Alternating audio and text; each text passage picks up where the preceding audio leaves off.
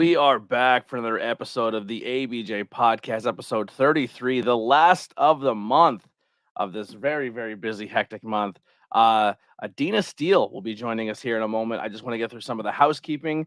First off, check the links below for not just all things ABJ, whether it be merchandise or follow me on all social media, but also check out the links below for Adena as well as Philly Mike, two on the shelf wrestlers at the moment. We'll talk more about that during the interview. But there are links below so you can support them, whether it be subscription services, merchandise, or their social media as well.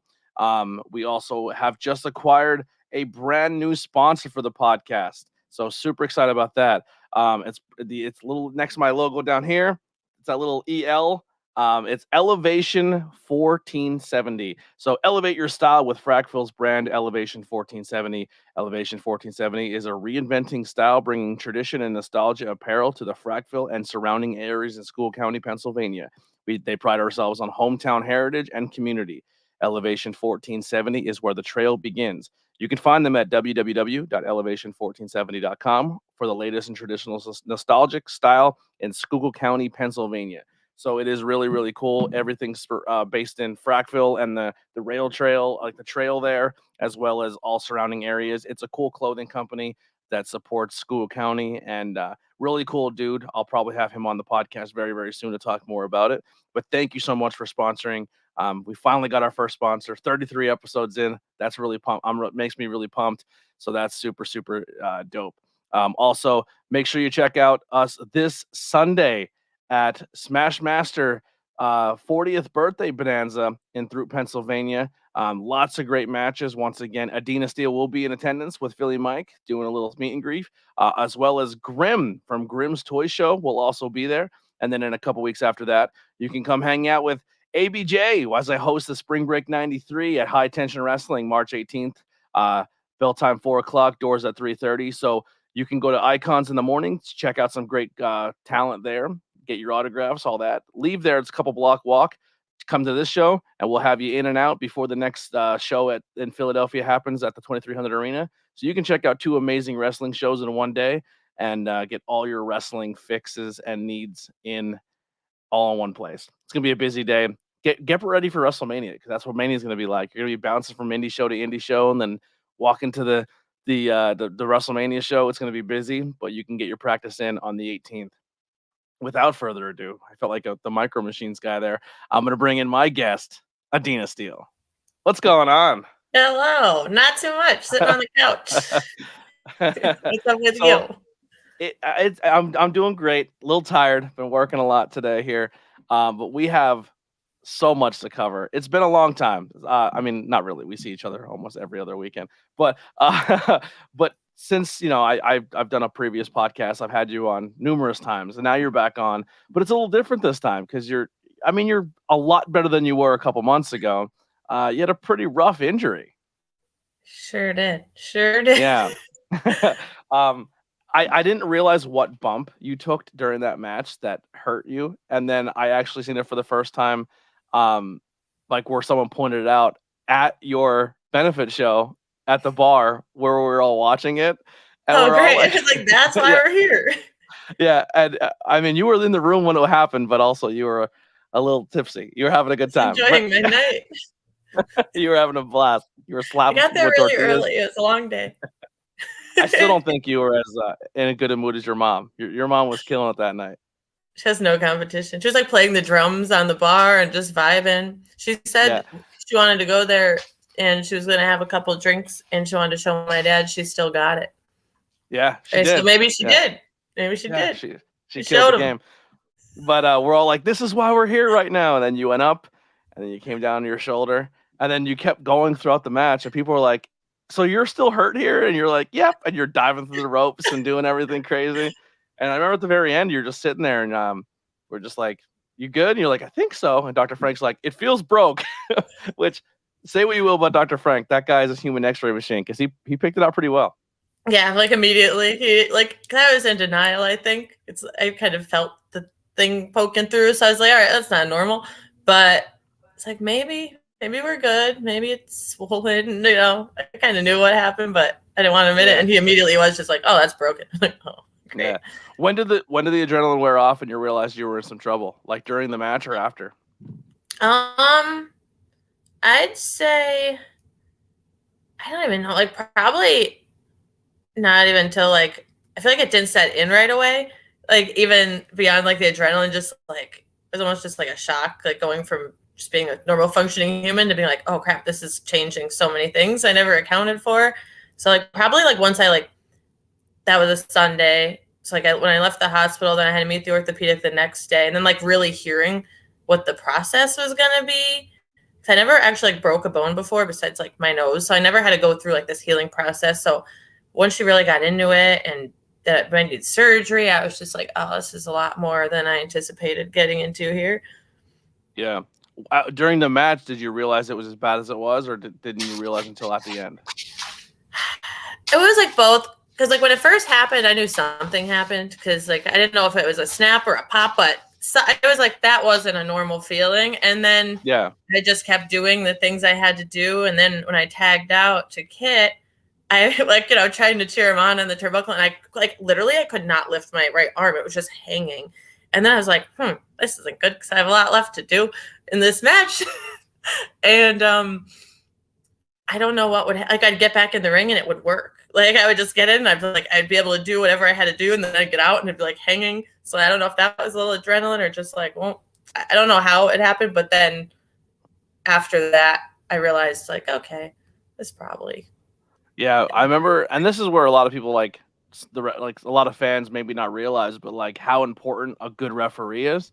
Because Matt was saying like, I guess you went in and tried some stuff and then came out, and then during like the one spot you're like, yo, I'm not good. Like my shoulder's a little messed up. And then he relayed that to everybody, and everyone's like, all right, time to adjust. You know what I mean? So like, that's one of the things about this sport and this entertainment that I love so much, and this just profession, and just how you guys are so in tune with each other, and you can do things on the fly. And it's such a testament to all of you to look out for each other, as well as like being able to adjust, but be able to communicate in there. But the fans have no idea. Right. Even people like my parents didn't even know I was hurt. They went to the bar we're all going to after the show and were waiting for me to come. And they're like, "Where's Adena?" And they're like, "She's at the hospital." But no, Matt really did like I think he's like that was like most solid bump I ever saw in my life. It's like the ring had no give. And like because like some people like literally like it's my parents, they watched the whole match, had no idea, and he like immediately was like, that wasn't good. And he's like, are you okay? And I'm just like, I don't effing know. And he thought I was like mad. But I was more just like, oh shit, like this isn't normal. Yeah, that's nuts. So you went and you had surgery. It was broken in what, 2 places? Yeah, it was like, instead of just being like, it was like kind of like separated, and then there was like a bone fragment in between, they said. So, because like most times, if you break your collarbone, you could just be in a sling and it like heals. But since it was so separated, that's why they had to fuse it back together. It would have just healed. I don't know how it would have healed. It's been really messed up though. The X-ray was gnarly. The one you showed us, it was like up. It was like a bike ramp. I didn't even realize because they didn't even show me the X-ray when I went to the ER. So I was like being optimistic, like maybe I won't need surgery. And then when we went to the orthopedic, she showed me, and I was just like, yeah, I know where this is going.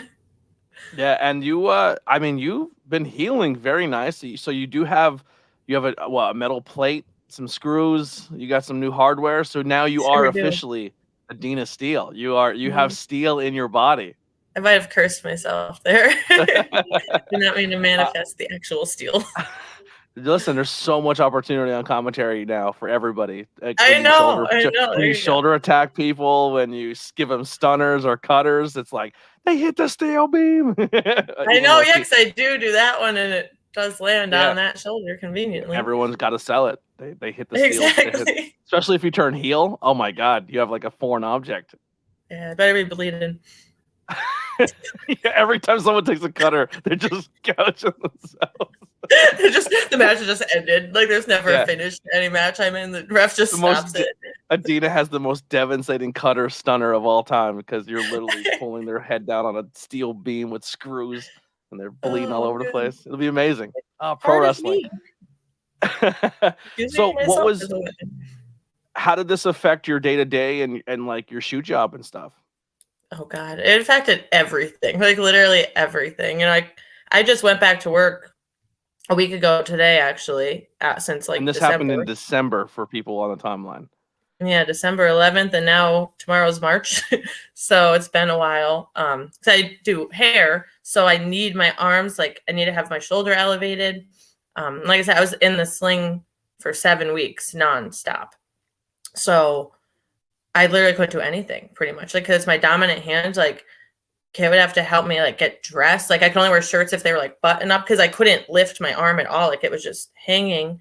So just doing any simple thing, like even washing my face, like I have to use my left hand, like the simplest things, putting on socks, like everything just took so long. And I feel like I'm just so used to being independent, like self-sufficient, and having to get help on almost everything was like, no one complained, but for me, it was really like kind of depressing. Like I was appreciative, but it was like, I just felt very useless. Like I can't do anything for myself. Like, and then I'm home with all this free time, so then I feel worse. I'm like, I'm not getting anything accomplished. Yeah, it's like the only thing I can do is just watch TV at this point. Yeah. I'm not a big TV person, but I started to be. Yeah. Got into So it. And I read a lot of books. And that's important for people to hear because I think a lot of people don't realize what happens when an independent wrestler goes through an injury like this. And this is your first and hopefully last serious one, but you don't people don't realize when you're going out for pure entertainment of the fans and the love for the industry, you get injured. And like I said, you've been out of work for months now. But the support seems like it's been amazing for you. Like people still supporting you and still booking you to go to shows and being involved in some way, form, or fashion. We did a benefit show where we raised a great amount of money for you guys, which was awesome. By the way, I don't know if I've been trying to get a hold of them for their footage, but the greatest 50-50 commentary of all time. We commentated the 50-50. We were rotating people in and out of commentary, and then the very last match, I was like, Adena, come over here, and you're like, I've been a little tips. I'm like, even better. Come on over. So if anyone ever listened to that commentary, it's fantastic. But we commentated the 50-50, and boy, BP's like, that's probably the greatest moment of my commentary career. I need to hear this. Yes, I only have the audio. I'm trying to put the audio to the video. Yeah. But who knows what's going on there. I don't have much of a filter normally, so. Same. I don't even know how I'm on at that point, I was just like, whatever happens in my brain is coming out. The best was you're like, can we curse? And you're like, can we? And you lay out a curse, and then you're like, oh, well, the Moondog's not gonna like that, or something like that. Exactly. Like there's no stopping it once it's in my head. It's like normally like, okay, that's a thought. No, it's everyone knows. And then you trash talking the heel on commentary was amazing. That was really, really good. I was enjoying myself. It was a blast. It was one of my favorite commentary moments of all time. I hope people get to hear it at some point in time. But yes. So what's your timetable now? Like you're out of the sling. You have pretty much full mobility in your arm. What are we looking at here? Well, let's see. A week tomorrow, I'm allowed to start like strengthening at PT because now we've just been doing mobility, so I'll be able to add like light weights in and progressively move them up. But I already think I'm gonna go because I do it at the gym I normally go to, but I think I'm gonna go to the other gym I'm a member of and like secretly lift there. Not until I hurt myself, but so they don't know I'm doing more than they want me to do. I have it all planned out. So next week I'll be allowed to do that. And then I have in early April, I have my next meeting with my orthopedic, and she said that'll probably be our last meeting, and that'll be almost 4 months since the surgery. Like it'll be a little, like a week or two under, but at that point, I don't know, she said like, I don't know if she'll just be like, okay, I'm assuming she'll give me like a letter, but I assume like by late April, early May, because I already have stuff booked for May, so I'm doing that. But that was like my April. I'll be iffy. I'm just gonna see more. Like I want to be back in the gym and feel strong again first, and like train a little bit. So I don't want to rush it and not be like physically prepared. Beyond. Everyone's like, oh, you don't want to hurt that, but I'm like, there's so many other things. Like I've lost 17 pounds like this whole time. Wow.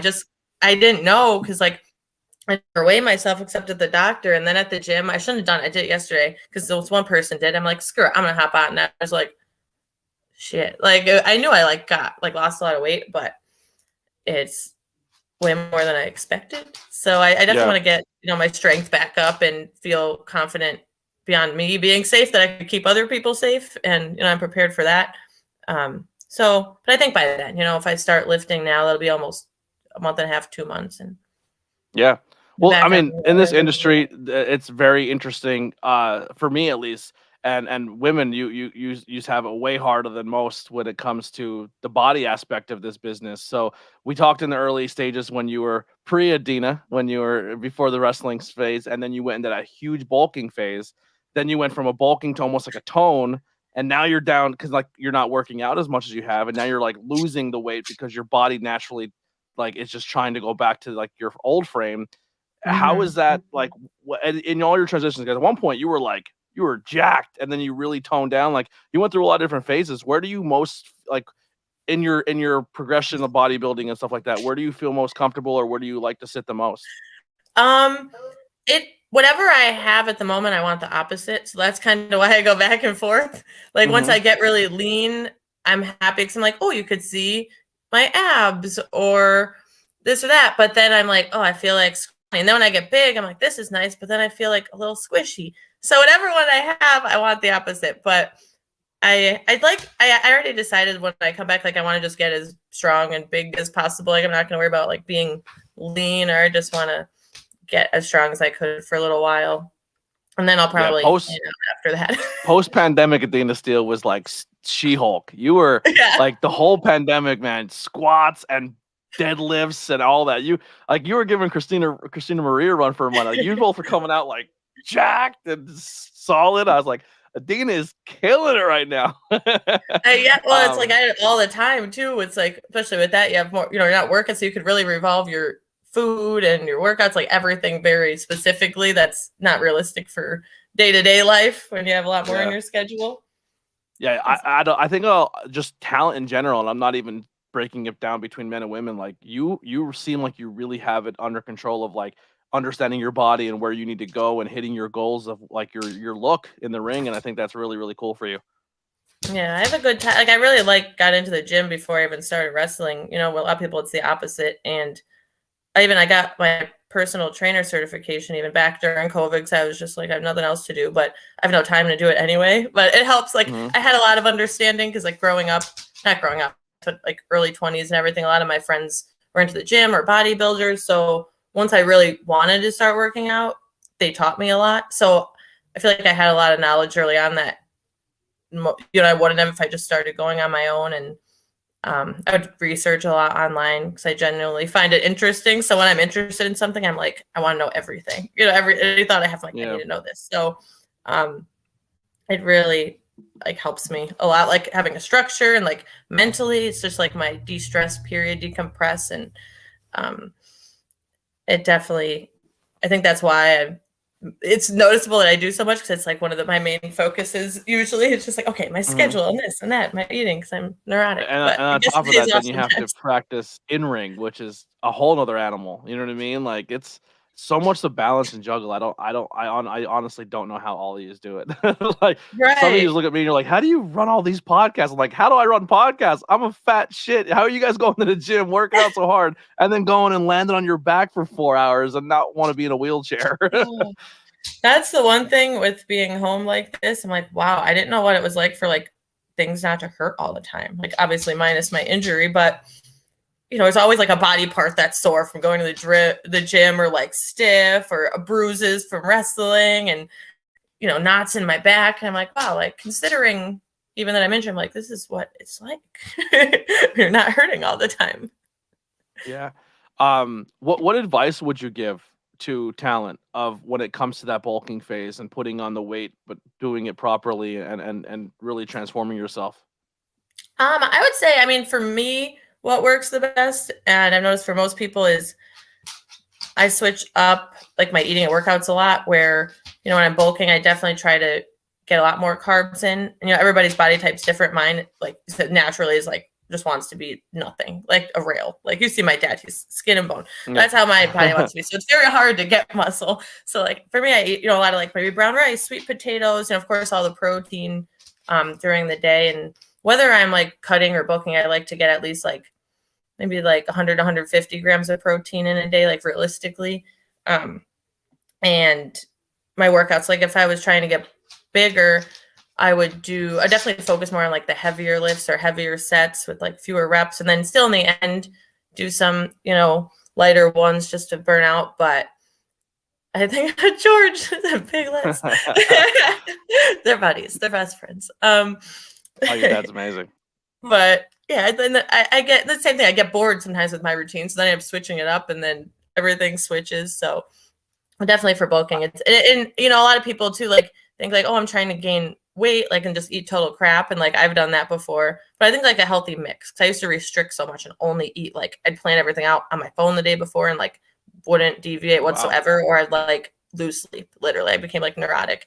And now it's like a little more like, okay, I'll eat what I'm supposed to eat, but if I want something that's not good, like I'll still eat it. Not for every meal, but and it takes away those cravings for that's what I do. Like and one cheat meal.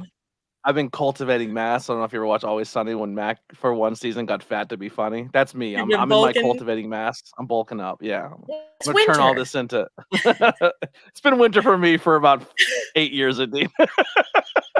It gets cold here in the Northeast. Yeah, it's always cold. I'm always in a hoodie, That's no. But speaking of your parents, they are the most entertaining people, I think, when it comes like.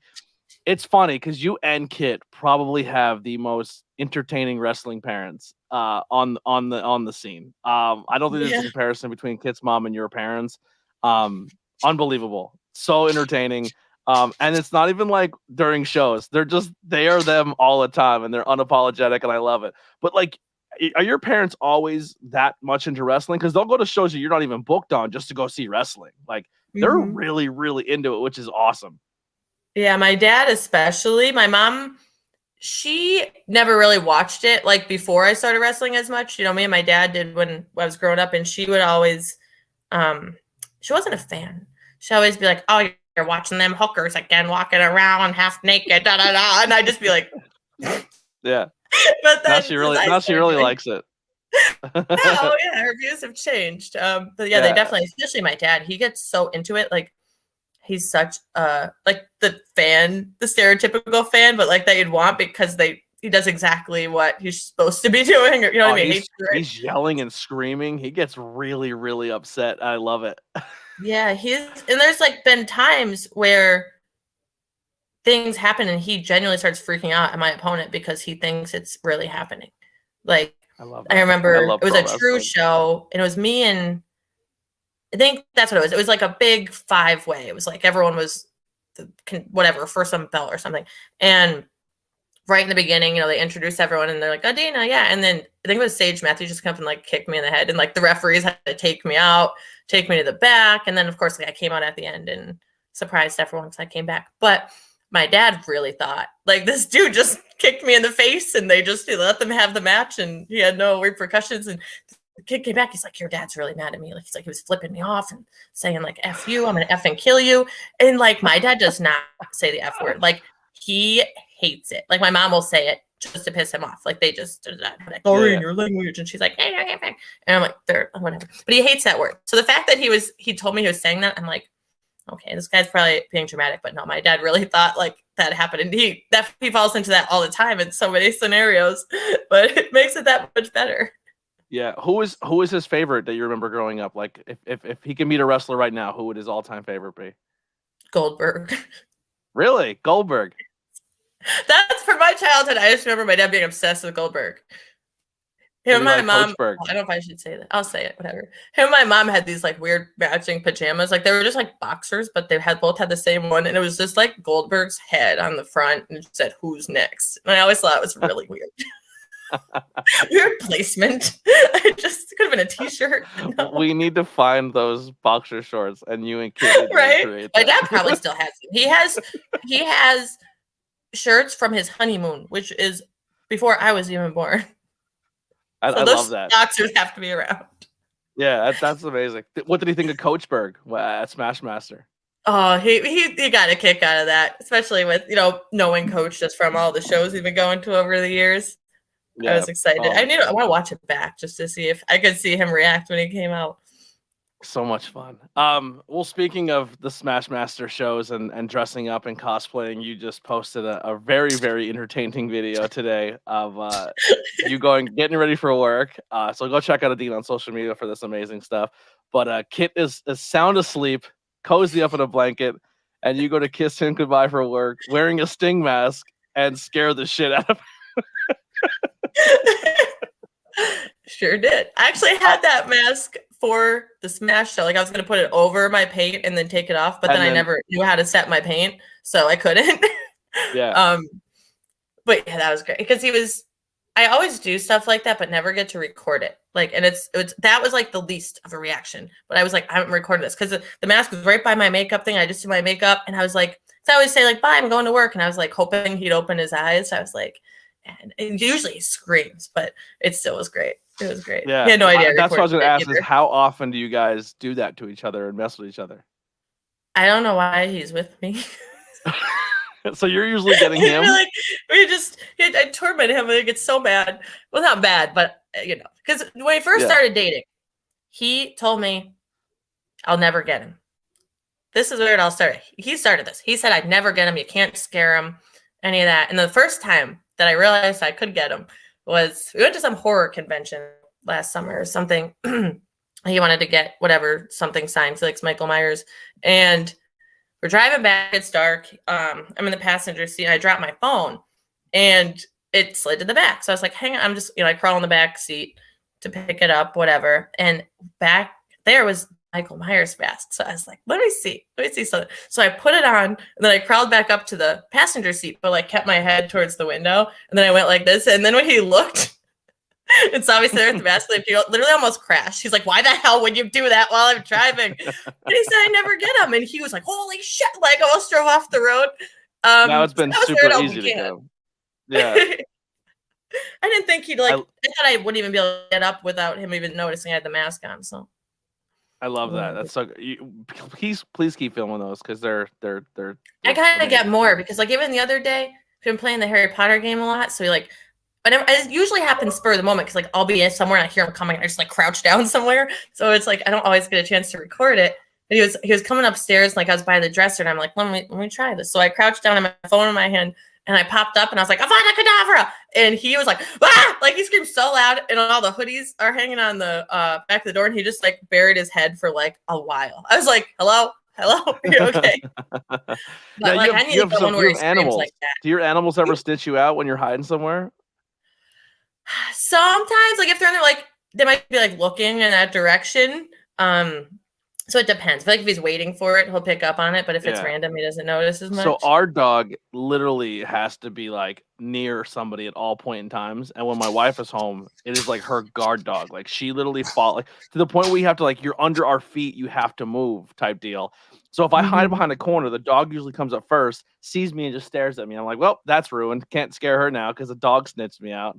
Yeah, it's like I guess because like if I wasn't in the room, went in, but if they're like sleeping or something, I gotta be sneaky. But that's the worst. That's the only time I can get her is when the dog's not paying attention, or like feed the dog and then sneak up. I got stuff to do here.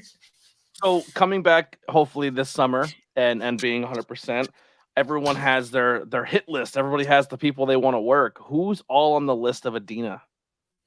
I don't even know at this point. Like, I feel like I've never had a technical list. I always want to generally, especially now, like I want to work women or people like way more experienced than me because I feel like that's how I've been learning a lot more and growing where, with newer people, it does help too. But I like, just hearing how people more experienced, like maybe call a match or things they might communicate in the ring, just little things.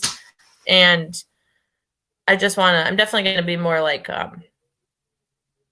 not particular, but like I want to start before I'm going places, like, who am I wrestling? What am I doing? Just because I don't want to overextend myself like I was doing and going like 1, 2, 3 times a week. And I think just because like being injured, I'm a little more hesitant. So I'm like, okay, I'm going to do things, but I might not be everywhere. Like I was, at least right now off the bat, like not right off the bat, but I don't know. Like there's so many good people out there now. I'd just be happy to work like anyone I haven't yet, or, anyone, way more knowledgeable than me, which is a lot of people. So, I don't like to narrow it down too much.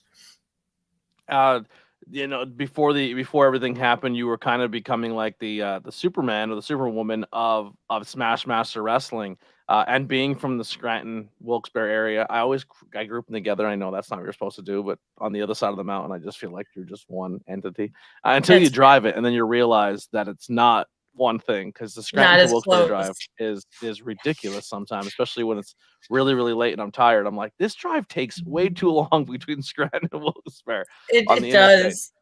Yeah.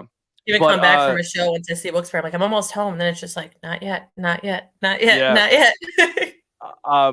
What was the feeling like pulling up to the Circle Drive-In and seeing your name on the drive-in marquee? I just didn't know what to feel. I'm like, I was just like, why is that there?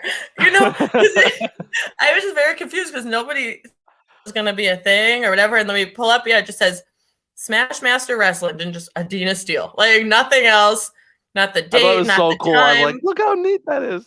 I know. I was like, it was awesome, especially from like growing up here and having gone there, to the drive-ins as a kid and everything. It was really cool. So I went and took my little sting picture with it, but I was very caught off guard, appreciative. Yeah. But I was like, how did that end up being what the context of this whole sign was?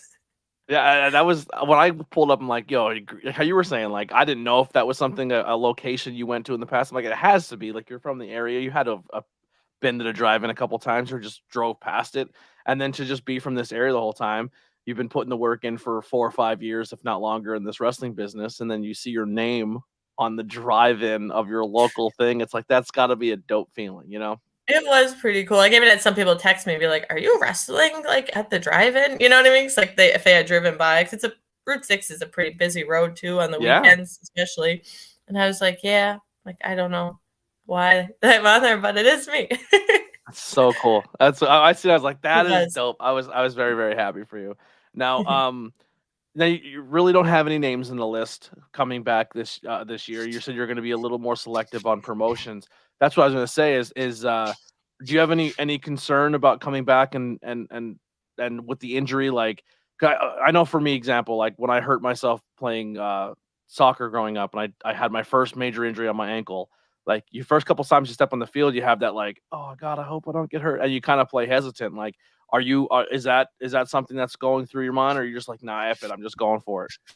I swear, I feel like it opened my eyes more to how real it is when you get injured, because like I always knew, we all know it's a possibility. You see people get hurt all the time, but when it really happens, like what happened to me, and I'm like, oh my God, like we were talking about before, I realized I can't do this, I can't do that. Like if I didn't have a boyfriend, I don't know how I would have survived at the house, and it couldn't work.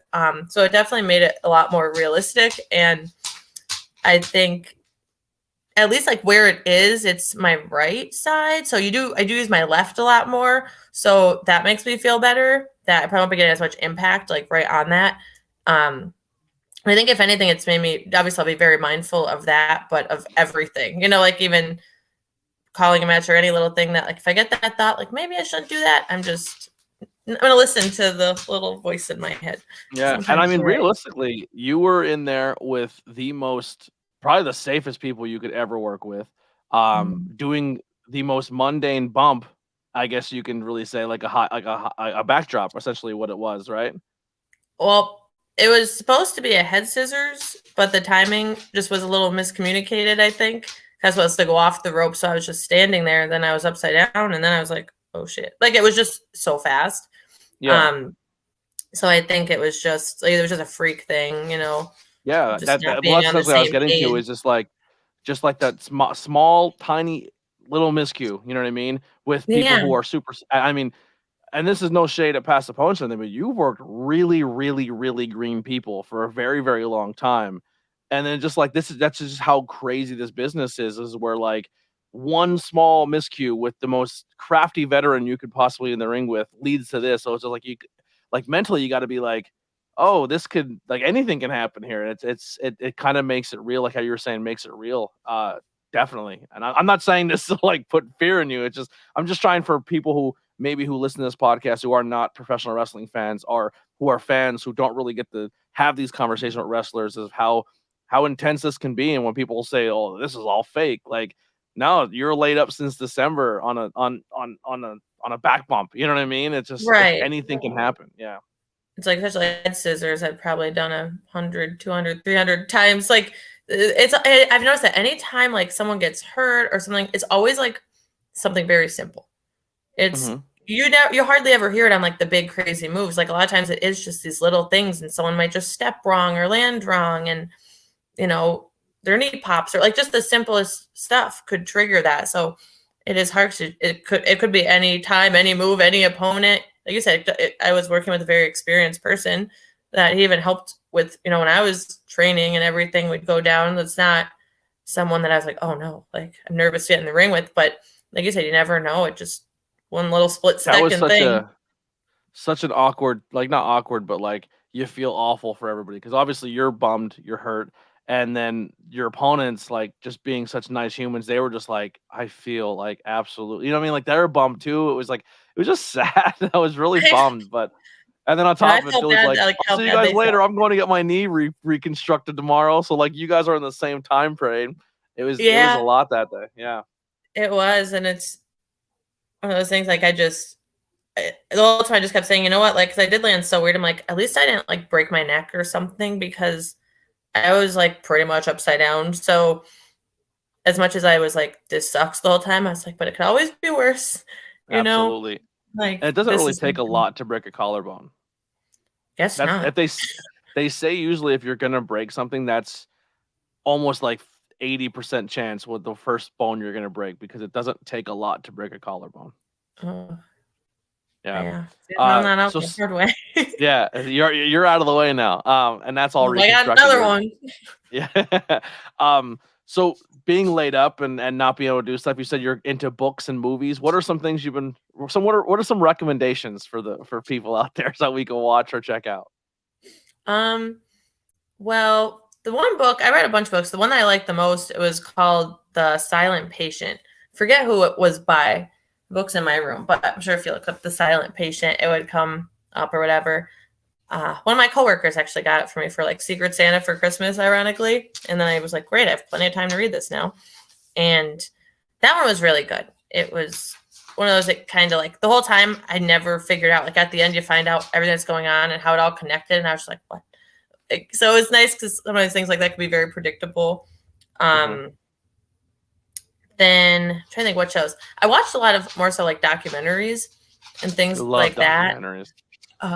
Because like it's hard for me to get into a lot of shows. So I did watch I watch documentaries and go, how did they do this? Like, no one's seen this coming? Yeah, like especially like some of them really are so far-fetched, and I'll be like, how did I never even hear about this? Like when it happened, there was a lot of them like that. I'm like, where have I been?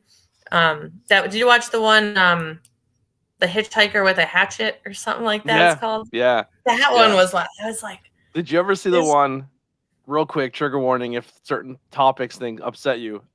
Did you see the one where the guy infiltrated this family, kidnapped the daughter like twice, and had her believing that like if she didn't do what he said, aliens were gonna like end the world and kill her family?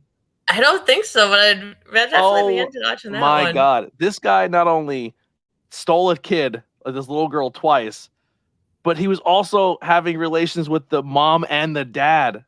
Like, he was like the whole, like, it was insane. I feel like I've heard of this story, but I don't think I watched that. Like, that does sound familiar.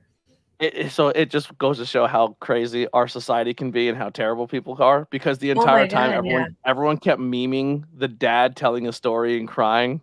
Like, he's the most traumatic thing, and everyone's making fun of him for it because it happened to him, and they didn't say anything about the dog. Like, they were like, "Oh my God, it's terrible!" Like, the whole story is absolutely terrible, but it got popular because of the dad, like, because he like the memes and all that. Ironically, that's what the internet will do. Oh my God, such a crazy documentary. And like, she's like an adult now, and she told, like, I guess they did the documentary and then they redid the documentary. I think it's on like HBO or something. I don't even remember what it's called, but it was the craziest thing I ever heard in my life. I'm like, How did he kidnap her almost 3 times? Yeah. The third time the cops, he caught it. He did it the 2 times.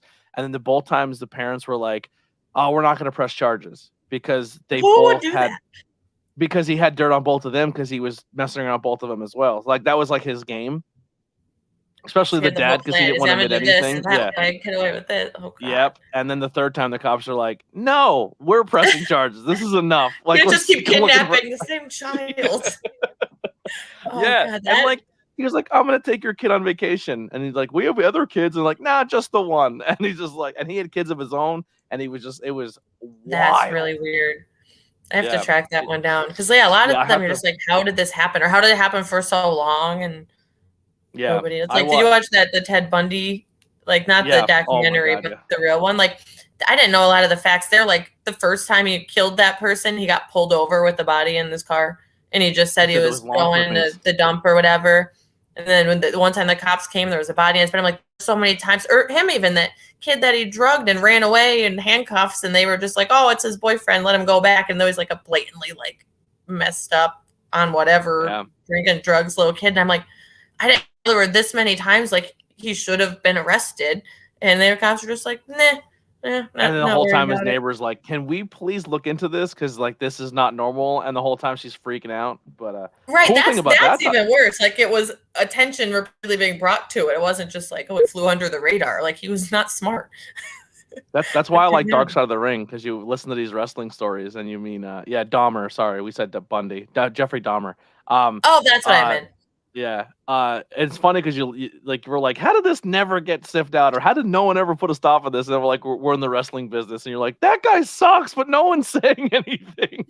Right, especially after like everyone getting canceled, like in 2020 and still and everything. It's I feel like we went to a point in 2020 where we were like, yeah, let's get rid of these people, and then it got to a point where it was like, all right, we're back to not saying things that we probably should be saying again. Right. Yeah, it was very bizarre. So all of a sudden you see like there was lists online of every canceled wrestler, because there were so many people that got canceled, and now we're finding out some of the ones that got canceled probably shouldn't have. Like, oh yeah, I feel like people were very quick to just, obviously plenty of justified situations, but absolutely people might have piggybacked off that and maybe been resentful at someone and blown it up to be something it wasn't, because that always happens too. So kind of just sucks for the people who really mean what they're saying. Yeah, and that's the problem is when people use a movement to just get revenge on somebody, and then it diminishes everything else. And that's essentially what happened. That's why I was saying too, like everyone's like, let's get rid of this, and then you had vengeful people trying to get rid of people for their own justifications. And then once it finds out that those people aren't really that bad, then it's like, well, none of this is real now. So then we just revert back to nonsense again. It's and then the cancel people just come back because they're allowed to. Like people are like, we'll book them. Yeah, literally. Makes money. People probably forgot by now. Yeah. What if the money that comes in? Because it's like especially with like bigger names and stuff that got canceled that you'll see at certain places, and a lot of it maybe wasn't necessarily true, but you never know at that point. Yeah, absolutely. It reflects, I think, more on the promoters when you see like, depending on the situation, like if you're bringing someone in, like, was like, especially like a sexually aggressive person or whatever, like maybe you shouldn't bring them to your shows, especially if there's females on your shows, or there's ones kids that possibly talk to kids. Yeah, that's my favorite. Right. It's like, well, if that's even a possibility, why even be associated? I'll never understand. Yeah, crazy to me. But we're sitting there like, these documentaries are crazy. How do people not catch it? And we're like, oh. Honestly, like it all circled back. Like, well, what's the lie? Everyone like turns a blind eye. And we had a mutual friend in the Dahmer TV show. Keita Murray made an appearance. Right. Yeah, Keita's in the club dancing. Yeah, that's what was like looking out for every episode. He's like, is Keita in this one? Is Keita in this one? Because they knew it was in like a club type of scene. I was watching and I was like, it was only quick too. I was like, that looked like Keita. And then I was like looking back, and then literally 5 minutes after, everyone's posting like, Keita's in this episode. I was like, oh my God. I pointed him out without even knowing. But yeah, so much fun. Yeah, Adena, thank you so much. If anyone has any questions, please, we have a couple minutes here. I don't want to keep Adena too long. She has a very long day. Yeah, we were supposed to start this at 3, but both of us kind of forgot. But Fair if enough. anyone has any questions for Adena, please put them in the chat. Also, if you are listening to this either on any platform, head over to YouTube, help that subscriber. We just hit 550 today. Also, if you're listening on the audio side, make sure you leave a review and tell me what platform you listen to, because I think right now we're 1 or 2 plays away from hitting 500 total plays since October on the podcast, which is super exciting. Awesome. So thank you guys all for that amazing support. And then once again, check out Adena's links for any ways to support her. A couple months off work, anything is very helpful for her to get back on her feet and get back in the swing of things. And recovery's been great, which is awesome. So we're very, really excited to see Adena Steele back in action. But there you go, Adena versus Willow. That would be fun. I've never wrestled her before. Obviously, she's very experienced and talented, so I think that would be a lot of fun. Yeah, I think Willow's going to be one of those people who I think for us comes off the independent scene is going to do big things. It's like I think Willow did it, and then you have Action Andretti making the big jump, and then it looks like Deppen is going to make another run back at ROH, hopefully, because they released the whole tapings of people who are on ROH. Dude, ROH is going to be, I think, the show to watch. I'm being honest. I looked at some of those things, and I was just that'll be fun. I'm leaning heavily at the ROH rebrand, which I'm excited for. But yeah, and any other questions besides Adena versus Willow, which I think would be an amazing match? Have you ever heard of NYWC? Heard of NYCW? Is that what they mean? No, that's a different one. NYWC is the one where Willow came from, as well as Cardona, and a bunch of people came from that school. Johnny Hungy and Alex Reynolds, they all came from there. Oh, it's a school. Gotcha. Yeah. Well, I guess I haven't, but now I have. Yeah. Where is it? Up in upstate New York, the New York area, I believe. Yeah. I would actually, you know what's a match I'd like to see, because I think she's been really, really grinding, and you guys worked a few times before, and just watching her in her progression now, I think she's really hit a new level, and I think a lot of it is because she's been training a lot with Masha. Cosmic. Have you seen Cosmic stuff lately? But yeah, I do see a bit when she posts. I'm not on social media as much anymore, but I do see her stuff pop up a lot.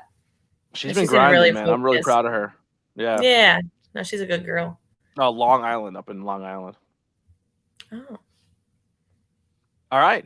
Well, that'll do it. We gave everyone an opportunity for some questions. Adena, where can people find you on social media?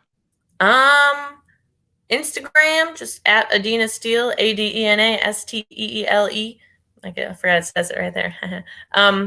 Same on Facebook, Twitter. It's just _ Adena Steele. Pretty simple. If I disappear, it's because I have 1% battery. But it says 5 minutes. We'll get it. So I might not. Yeah. So I think I disappeared. Thank you so much for your time. We appreciate you, Adena. We're really, really happy that the recovery is doing great. We're excited to see you back in the business. Once again, please, if you can, go grab a T-shirt and take a picture of it and say, "Go, Adena." Help her through this process.